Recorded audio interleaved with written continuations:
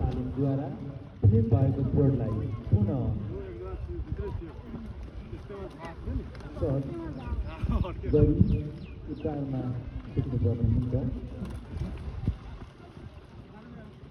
अब त्यो श्रीपुर इलाकाको लागि ओबिएम बोर्ड चाहिँ प्रयोग गर्ने त्यहाँ विनोद त्यो ओबिएम बोर्डलाई श्रीपुर इलाकातिर पठाऊ।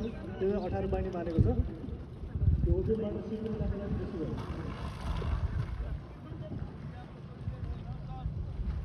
अहिले उपचारको कार्य भइरहेको छ। यसै समयमा म उपस्थित सम्पूर्ण महानुभावहरूको ध्यान पोखरीको बिचतर्फ रहेको खोज इलाकातर्फ केन्द्रित गर्न चाहन्छु।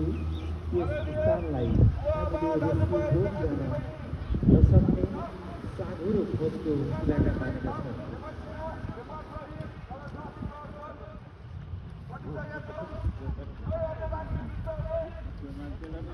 अघि त्यो श्रीपुरको टोलीहरू बनाउने श्रीपुरको टोली